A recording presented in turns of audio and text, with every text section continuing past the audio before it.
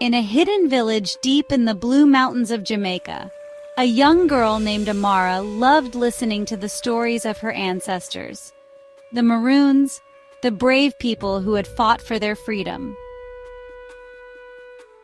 She spent her days exploring the forest, feeling a deep connection to the trees, rivers, and wind, but she never truly understood why.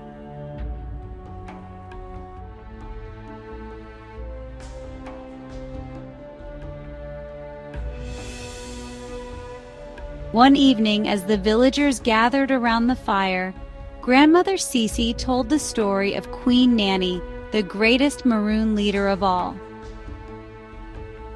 She could catch bullets with her hands, call the wind to hide her people, and speak to the spirits of the land. She was the protector of the Maroons. Amara's heart swelled with admiration. I wish I could be like Queen Nanny.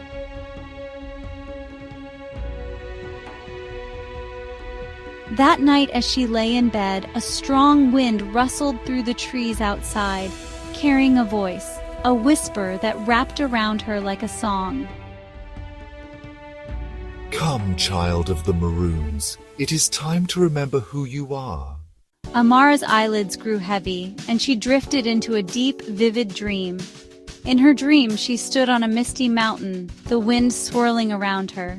Who are you? I am Queen Nanny, guardian of these lands, and you, Amara, are a child of the Maroons. Me?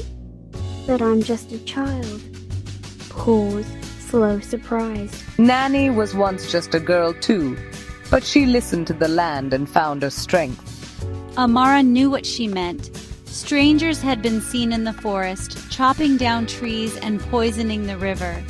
Queen Nanny reached into the earth and pulled out a golden abeng. Blow this when the time is right, and the mountain will answer. She woke up.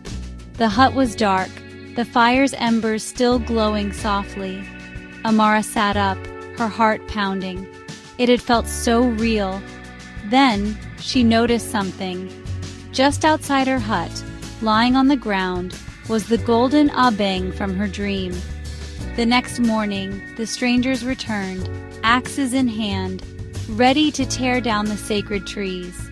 The villagers stood frozen with fear, but Amara stepped forward. Stop. This land belongs to the Maroons. It will protect us. Amara took a deep breath, raised the abeng to her lips, and blew. Terrified, the strangers dropped their axes and ran, never to return. You are truly Nanny's descendant. From that day on, Amara became the village's protector, known as the girl who spoke to the wind. The moral of the story is that courage and connection to one's heritage can empower even the youngest among us to protect and preserve what is sacred.